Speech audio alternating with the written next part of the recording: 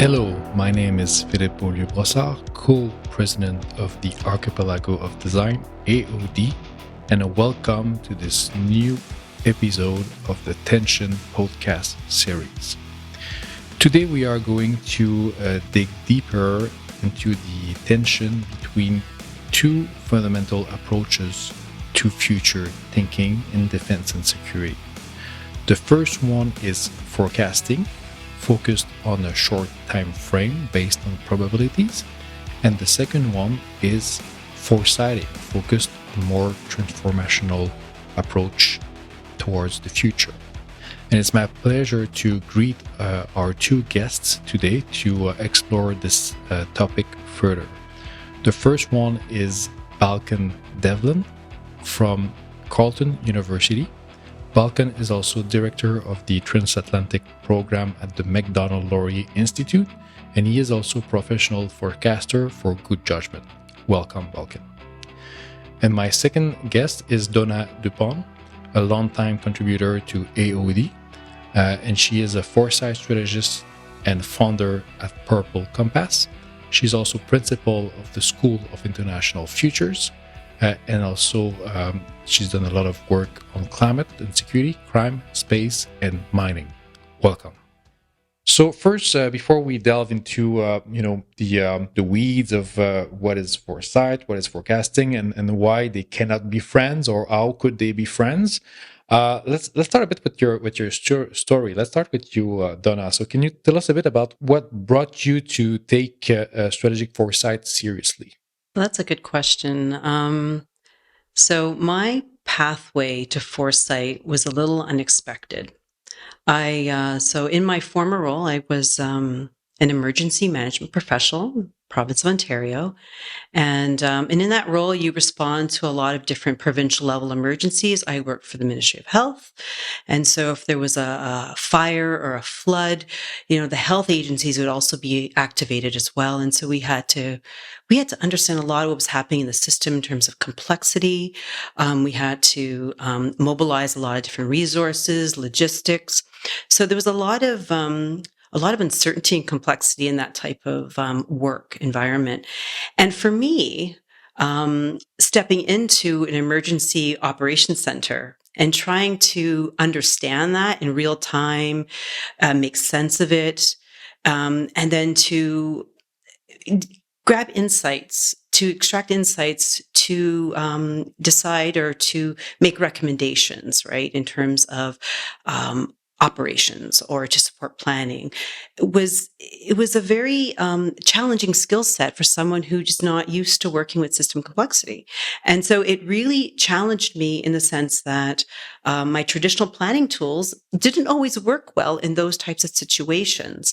And although, we were able to do, our team did a pretty good job, I was always searching for better tools, and I was asking a lot of questions, and I was trying to think about how we can anticipate in longer windows, because if we can anticipate longer term, maybe we can make better decisions and we don't have to respond to all these emergencies. So that's how it started.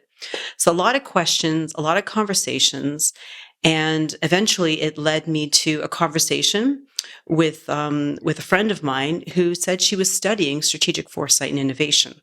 And I didn't even know that was something you could study. So once I learned about it, I was hooked, and I guess the rest is history. Amazing. And back to you, Balkan. We have the same background in political science, international relations, foreign policy. And I think we can say that, future thinking in general, forecasting is forbidden in that field. So what made you go into a forbidden direction like exploring forecasting? Thanks, Philip. Couple things I would say. First, in a more dispositional way, I was always interested in trying to figure out what might happen in the future. What lies ahead. A lot of people, I think, in this field, when it comes to foresight or forecasting or general future studies, are also quite interested in sci-fi. And that was definitely one when I was younger. One of the things that pushed me. But even in my academic work, I was constantly interested in and actually utilized game theoretic thinking my work. I wanted to understand the actions and what actions different actors might take, and can we estimate, make estimations about different actors' actions in a given strategic setting. So when I saw the email announcement back in 2011, coming from U.S. intelligence community, that they're having a geopolitical forecasting competition organized by Intelligence Advanced Research Projects Activity, IARPA.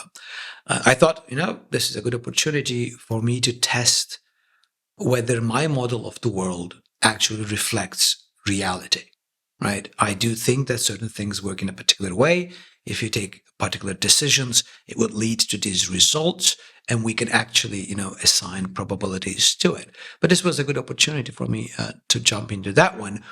And I did take part in that IARPA geopolitical forecasting competition, and then get into more professionally in the probabilistic forecasting domain. But like I said, I was always interested in figuring out how actors, be it humans, individuals, states, companies, will act, and what will be the consequences of those actions. So, Donna, you've been developing an expertise in strategic foresight for several years now. When somebody asks you about a concrete example of how this added value in your work, like what is one of the best story that you can share? So one of my favorite stories, and it's a recent story, a recent experience, is a project I was recently on concerning space. And this is one of my roles with the School of International Futures. And so this particular space project was all about understanding drivers of change for the global space system. And this was a really interesting project because it allowed us to take a step back, and it allowed us to understand all the factors that are driving change in a very complex system and all the different actors within defense and outside of defense. There's a large commercial element as well. And then there's a lot of conversations about different ways, agency of using space for a variety of different purposes. And how do you improve access? And not just access for defense and security, but now access to other countries who are historically haven't been part of the space domain. So all of these conversations really were interesting because it allowed to understand that there were so many different drivers of change in the space system, and also a lot of different actors. And that when you look at a system this complex, you need to really understand some of the different domains and boundaries that you're going to explore and some of the tension points. And there were a lot in this to navigate through. And because space is such, it's a newer area, where a lot of people don't necessarily have a lot of knowledge. I think it's an exciting area where there is a lot of opportunity to collaborate in different ways and share knowledge and intelligence. So from a foresight project, it was a really great opportunity to learn a lot about the domains of change that are driving space, and also what the landscape looks like. And from that, there will be opportunities to explore different scenarios, foresight scenarios of things that can emerge, different potential operating examples, scenarios of operating environments, and to stress test what that could look like and new ideas for the future. So for me, that's exciting because it combines a lot of different actors, and it really touches on a lot of different tensions between military and public and private sector actors and commercialization of different innovations in the area.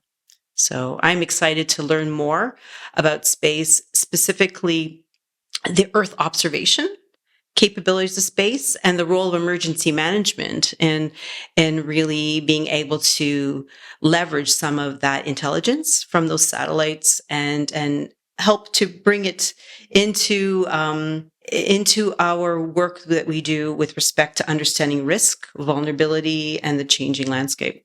Fascinating. And yes, if there is a domain that can really use future thinking is the space domain, right? Because everything is in development right now, and we need people to take risk to further develop this domain. And what about you, Balkan? Like, what is your a great story about your forecasting experience that you could share with the audience? I can think of a couple of them, and in terms of different audiences. One, I would say, I think would resonate with a lot of people is the one when we started forecasting with good judgment on COVID and COVID rates and whether this would be a global pandemic or not. We were quite early when the first news are coming out of Wuhan about this new disease. In our team, that's sort of the basis of really today probabilistic forecasting is the wisdom of crowds, right? You have to have a good crowd to be able to get a good probabilistic estimate.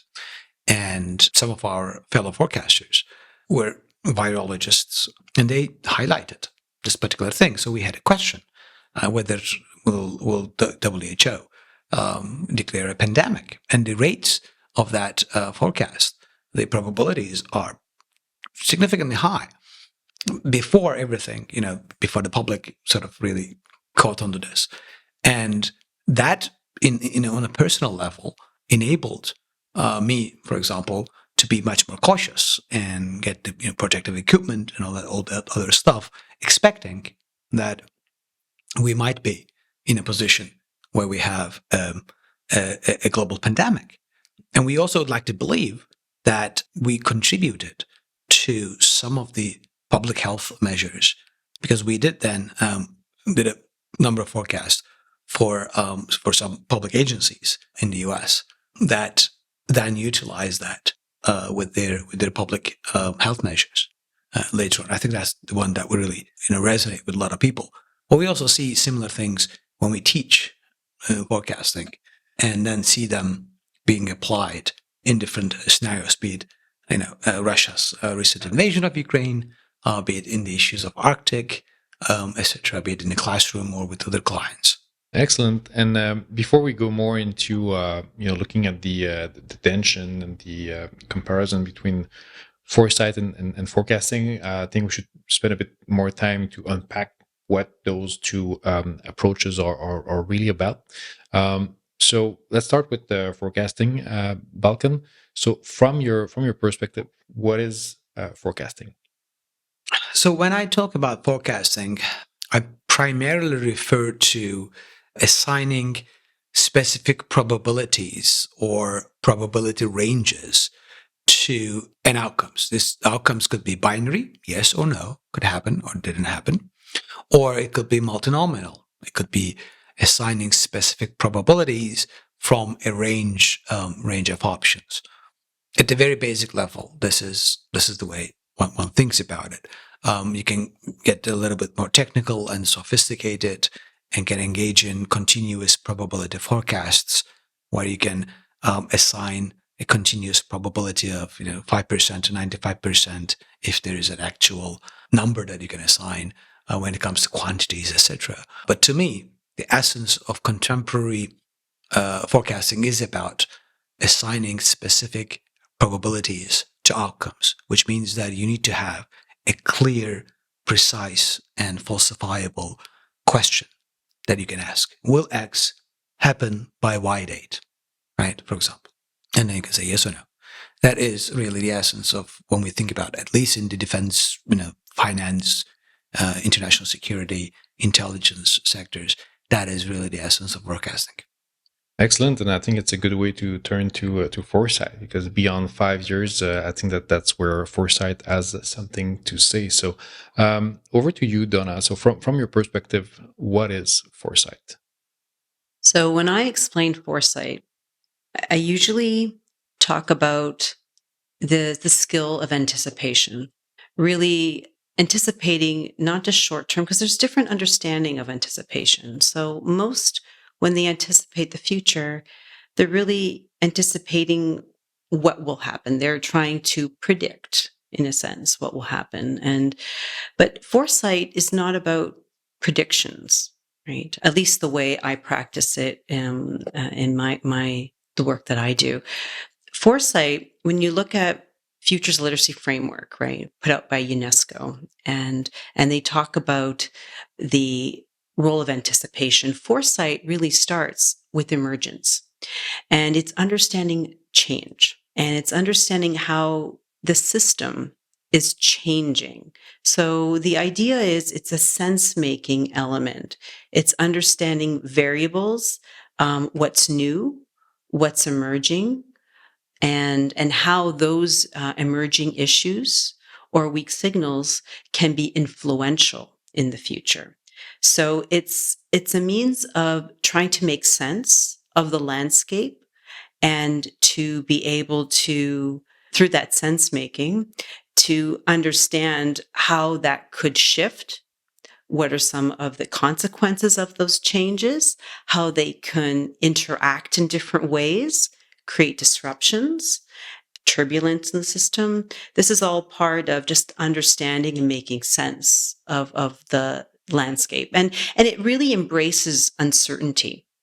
It allows you to kind of jump into uncertainty, recognizing that as we move away from today and we think about the future, there is more uncertainty, there is more complexity, and so we have to embrace that and more try to approach it from an understanding of what's changing and what that could look like from maybe a risk threat, disruption, but there could be also new emerging opportunities on the horizon that you could leverage and you could combine in different ways to give you perhaps an advantage, or maybe it's a new way of using innovation or technology that could transform maybe or adapt your current way of working. So that's how I explain it. It's more about understanding change, embracing emergence, and foresight is used a lot for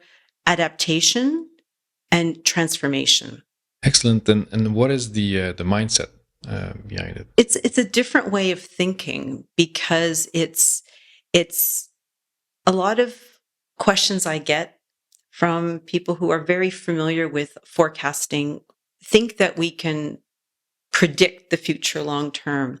And so it's stepping away from that predicting the future, and it's all about understanding that the future is emerging and it's unfolding, and that we have agency for change to shape the direction.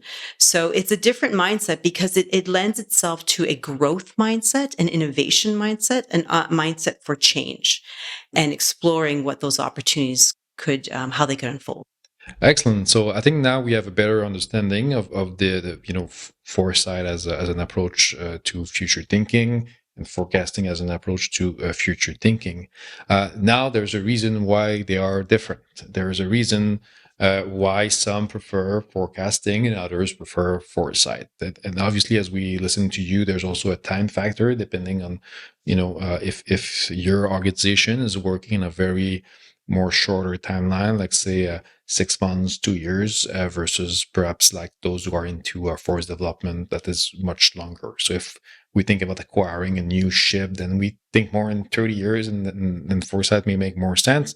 But if we think about, let's say, the next rotation in Latvia, well, forecasting may make more sense because it's a shorter timeline. Now let's get down to it, and let's start with you, Balkan. So how does the forecasting community perceive foresight as an approach? I think it goes both ways in a way that I think there's misunderstandings in both sides, and I think we can definitely touch upon that. There's I would say, quite a superficial understanding coming from the futures foresight community when it comes to forecasting and what probabilistic forecasting is about. It's not really about time series or regression fitting, but making probabilistic judgments. But on the side of people who are engaging in forecasting, I think the primary misunderstanding when it comes to what foresight does is also to perceive it as just hand waving, right? Like there's 4 things that you come up with in your basement, and why it got there, right? So there that level of dismissal, I would say, which is not necessarily helpful. But again, I think primarily comes from the fact that they try to address different problems, but also don't really necessarily engage with each other in a meaningful way. But again, I think it goes both ways. I mean, most of the understanding of forecasting is quite basic on the foresight community. Just basically don't know how the practice is. Most people engaging in geopolitical forecasting or geoeconomic stuff do not necessarily make a prediction about the most probable outcome. They are making a probability distribution about over multiple outcomes, as well as it's a continuous process. It's not one and done. You don't forecast on the likelihood of Russia invading Ukraine today and completely leave it out.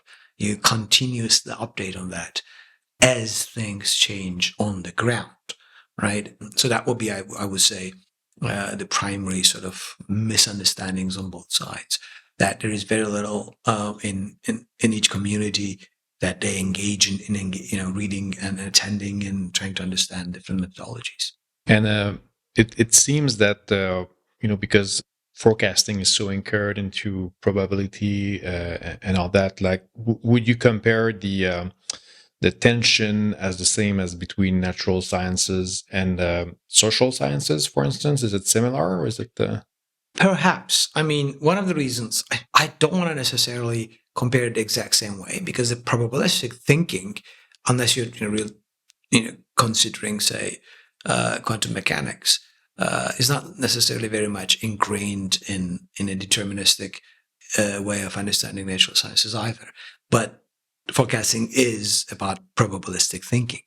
But I think maybe the biggest sort of comparison one can make is whether, or the belief, let me put it this way, whether the belief that you can actually have precise probability estimations over outcomes versus in the foresight community, that what I tend to see is avoiding that question and putting out those potential futures without necessarily weighing them up in a way when it comes to likelihood versus impact, or whether you can talk about the desirability of it, different story, but without having a prioritization in a way, right? I think that would be the sort of the biggest differentiation. There seems to be a lot less differentiation in terms of which scenarios are more important that we need to pay attention to in the foresight compared to the probabilistic space, where you have a more clear probability distribution over outcomes, where you're more willing to engage in that sort of organization. Mm-hmm. So are you saying that all scenarios are equal, but some are more equal than others? Yes, I always love Animal Farm, one of my favorite books, but that is exactly what it is, right? You cannot, to me, and that's one of the reasons why I tend to operate more in the forecasting space, is that because it is also about making decisions today. And making decisions today is about limited resources and unlimited desires. And if we don't have to make any prioritization, we don't have to make a decision. We can have everything. In order to make a decision, you have to prioritize. In order to prioritize, you need to understand which is likely to result in the biggest payoff. In order to understand the biggest payoff, you need to understand the probabilities that are central to it. Excellent. And now back to the foresight community, Donna. So how does the foresight community in general perceive the forecasting community? I would say that I agree with Balkan that there isn't a lot of mixing between the forecasting and foresight community. I'm probably one of the unique foresight professionals that mix in both and understand both. But a lot of foresight practitioners, they work with futures, but they're very interested in transformation. And so you have a lot of scenarios, transform scenarios. They're really interested about a new vision to pull towards, and the agency to shape that future. And so they operate a lot with how do you transform, how to change, how to do that, which I do enjoy that part. I think transformation is important, But a lot of my work is around understanding systems. And from the work that I've done and also from the research and understanding foresight, systems is the entry point to understand foresight. So to understand systems and to understand the parts that are not working, what's breaking down, are really good entry points to have conversations about change. And so I tend to practice a little bit more on the just on the edge of forecasting, where it's kind of getting into systems, understanding breakdown of systems, but opportunity to shift the conversation, whether that's incremental adaptation or transformation. But I know that some foresight practitioners, they do talk about risk, but it's in a very different way. It's not quantified in terms of likelihood or impact.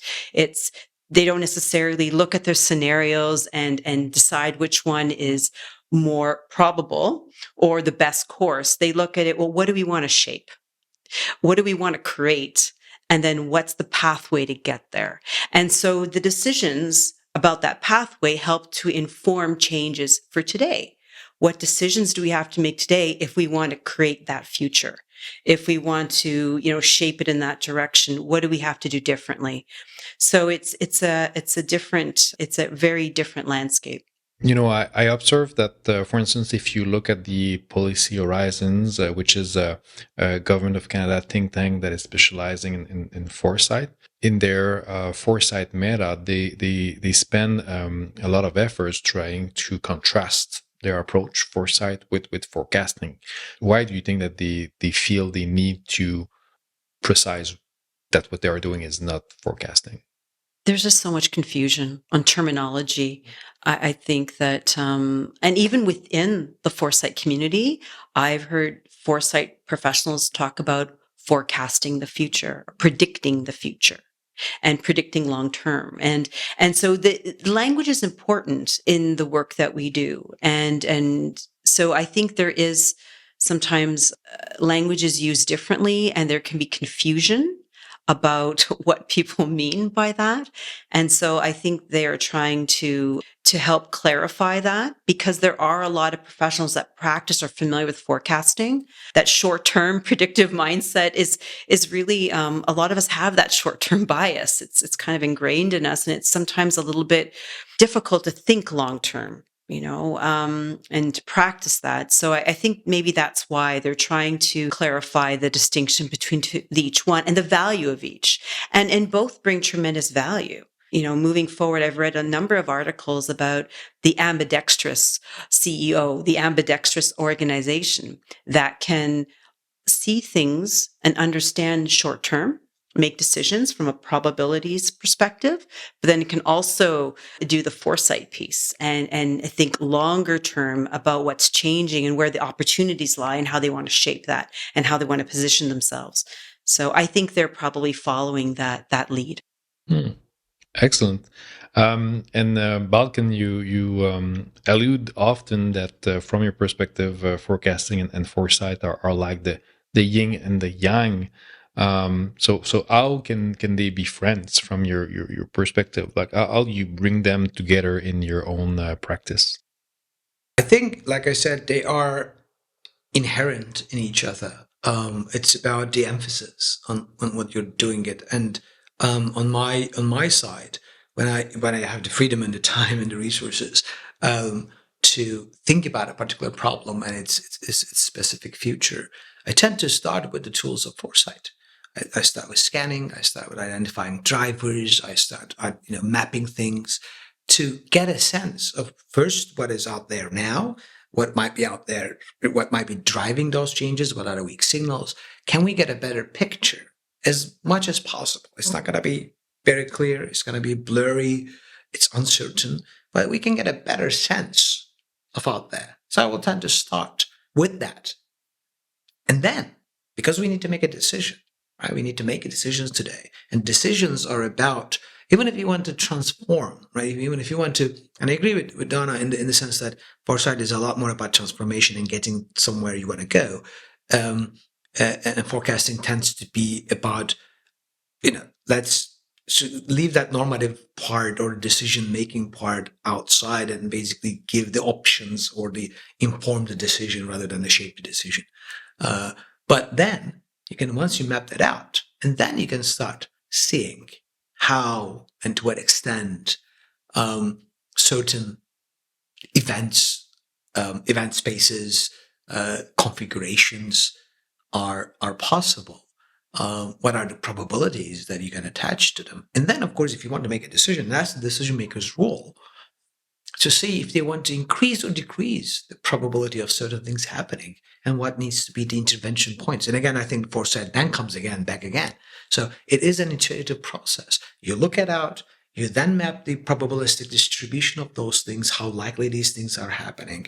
And then the decision maker can look at, okay, what do we need to do? What do we need to change so that the probability of a bad thing going down and the probability of good things going up?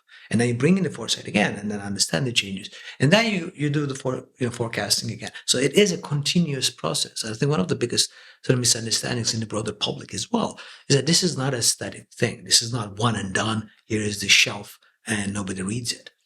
It needs to be a continuous process that as events, drivers, conditions change, you continuously engage with it. So to me, those are, in that sense, very much inherent.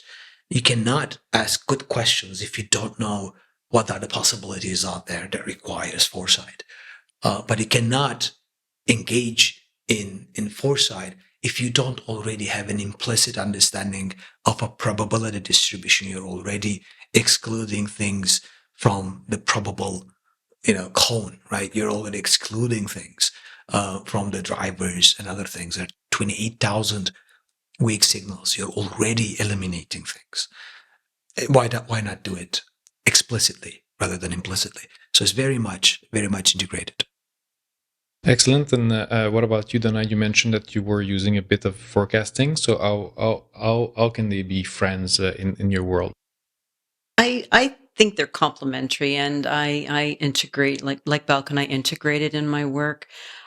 Some of the type of work that I do requires understanding of likelihood and impact. And so there is a probability element here. It might not be as the same type, there's different types of forecasting. So, but I think it's complementary because there is information that we have confidence in. And there are patterns that have historical trends that we can say with confidence, yes, this likelihood of this happening is X, and this is the impact and the consequence. And that's helpful. When you have that information, you can make decisions based on that. And that's important to make decisions today with what we know. But sometimes with that type of forecasting, you're limited to the amount of variables you can explore. There can be some blind spots. And so it's understanding the limitations of it. And at the edge of those limitations, you could start to see where foresight can help fill in the gaps. Where are the areas that are changing? There's uncertainty, but you can't forecast it. It doesn't lend itself to a forecasting, methodology or a way of doing it. So then you can start to explore in a different way. And that's where foresight helps you to understand that landscape of change. Like Balkan was saying, there is a methodology in foresight called horizon scanning. And it's understanding the macro environment. It's getting a bigger systems level picture of what's driving change. And those drivers are based on historical data trends, right? So that's an important part of the foresight process, is understanding those drivers, understanding that knowledge, and then understanding how that could evolve, right? And emerge in different ways. Excellent. And last question, which is, I think, fitting with, a podcast on future thinking. What do you think is going to be the future of your respective approaches? So let's start with you, Balkan. What do you think is the future of forecasting in defense and security? I believe these things are cyclical. When people feel that the world is more uncertain and dangerous, there tends to be much more interest in these methodologies, despite the fact that the world is always uncertain. It doesn't today became more uncertain. It was always that way, but it's just the perception that changes. So in the next 7 to 10 years, I would say that there will be more and more interest in forecasting, because people are going to recognize and realize and live the uncertainty much more than they recognize it 20 years ago, despite the fact that life was uncertain at the time too. But as long as that recognition continues, there will be increasing demand. But like I said, this is cyclical, and people tend to go back and then go up and go back and then go up. And where are we right now on the cycle? We are on the going up. Yeah, going up. Okay, There's good. more and more interest. Let's hope it's going to go up and up again, and that your forecasting is going to be wrong, and that it's going to stay strong.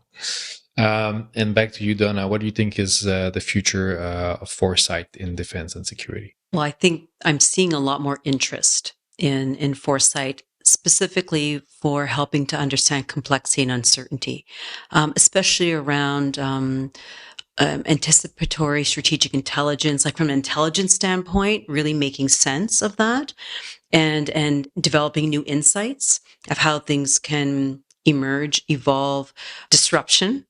And scenarios that are focused around that, and exploring disruption, those potential future operating environments, and being able to map that out and to really kind of stress test, right? I see the interest in that growing. However, I think that it's really important that, those that are interested in foresight, and interested in practicing it, whether it's a smaller project or a large project, that they get the practical benefits, the insight out of it, and it helps to inform actions for change. Because I see a lot of foresight projects that become more academic than practical strategy suggestions or recommendations, or even ideas for potential strategy or innovation. And so I think that, this is an interesting time in terms of the practice, how we're using the tools, how we're extracting information, how we're using that information. If it's not creating value added, it will definitely fall away. and because it can be very time intensive to do some of these activities. And if you're not seeing the value, then you're going to eliminate it. And you need to be patient while you're learning. So hopefully it will be more on the practical side. That's my hope for the future. Excellent. Well, thank you so much, Donna and Balkan, for having shared your wisdom on the forecasting and foresight. It's clearly clear in my mind, what is the difference between these approaches, and what are the strength and limits of each of them, what are the tensions between them, how they overlap, and how they can be complementary to each other. So thank you so much again, and I hope that you enjoyed listening to this Tension series podcast, and I look forward to host more again in the future. Thank you. Thanks. Thank you.